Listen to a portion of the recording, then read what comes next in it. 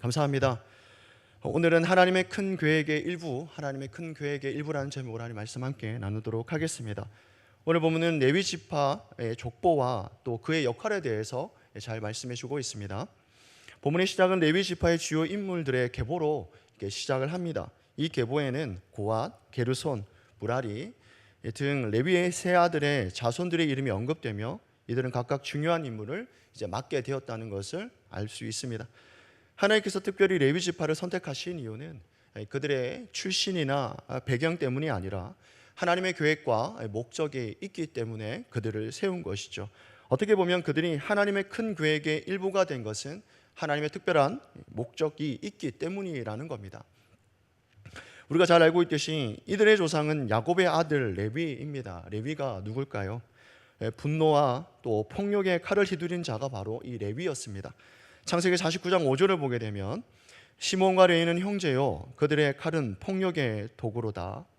그리고 6절에도 내 호나 그들의 모의에 상관하지 말지어다. 내 영광아 그들의 집회에 참여하지 말지어다. 그들이 그들의 분노대로 사람을 죽이고 그들의 혈기대로 소의 발목 힘줄을 끊었음이로다. 아멘. 그들의 조상은 폭력으로 그들의 분노대로 사람을 죽이며 살았다라고 말씀합니다. 하지만 하나님은 그들을 부르시고 세워서 하나님과 그 이스라엘 백성들의 중재자의 역할을 수행하도록 하셨습니다.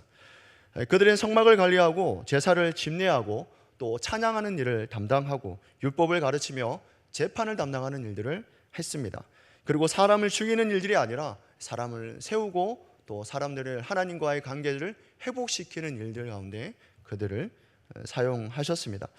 오늘 본문에서 등장하는 인물을 보면 이 비느하스는 이 바알보을 사건 때 창으로 가늠하는 남녀의 배를 꿰뚫어서 죽임으로 하나님의 진노에서 벗어날 수 있도록 했던 것이 있었고, 노당 동편 두 지파 반이 다른 단을 쌓았을 때와 베냐민 지파와의 분쟁 중에서도 이 비느하스가 중재의 역할을 하게 됩니다.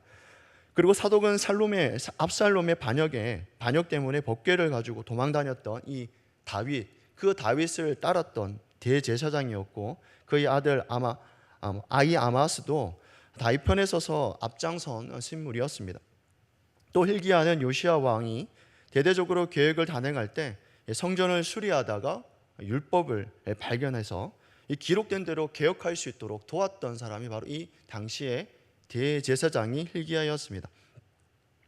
분명 이 외에도 우리가 잘 알고 있는 사무엘, 레위의 지파에 속하고 있는 인물들이 하나님의 목적에 선한 일들을 감당했던 모습들을 우리는 보게 됩니다. 분명 예외도 있습니다. 아론의 아들 나답과 아비후는 여호와 앞에서 다른 불로 분향하다가 죽었습니다.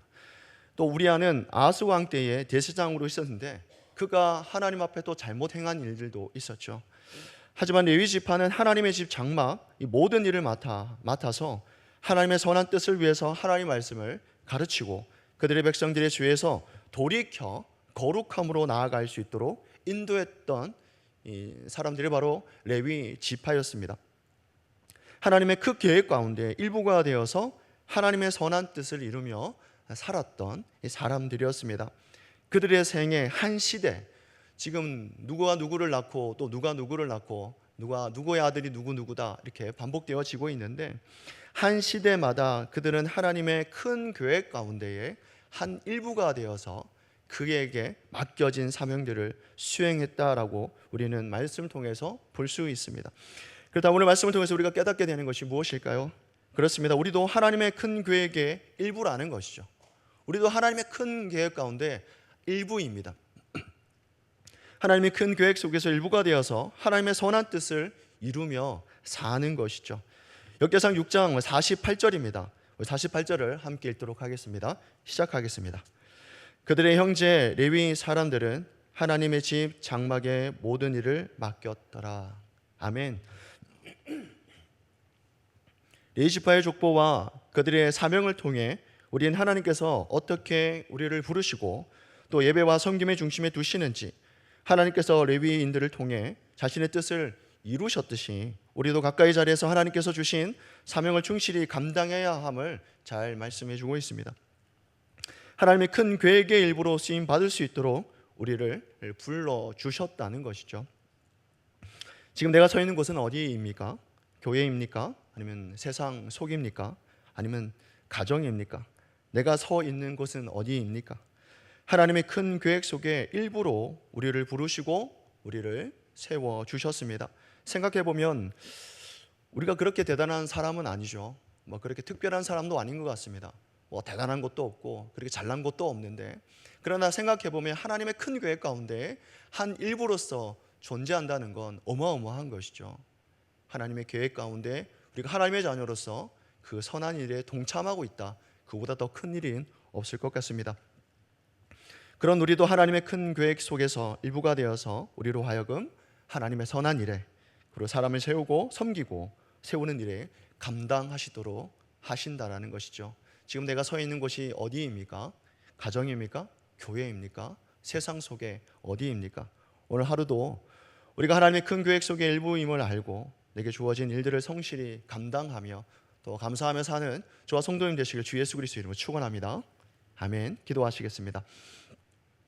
사랑이 많으신 하나님, 오늘 레이지파를 통해 우리가 하나님의 큰 계획 속의 일부임을 깨닫게 해주시면 감사합니다. 이 땅에 살면서 하나님께서 내게 주신 선한 뜻, 그 역할을 충실히 감당하며 살게 하여 주시옵소서. 교회 안에서 서로를 격려하며 하나님 나라를 세워가는 일에 힘쓰게 하시고 하나님 부르심에 사람을 섬기고 세우는 일에 우리를 사용하여 주시옵소서. 감사와 찬양을 올려드리며 예수 그리스도의 이름으로 기도드리옵나이다. 아멘.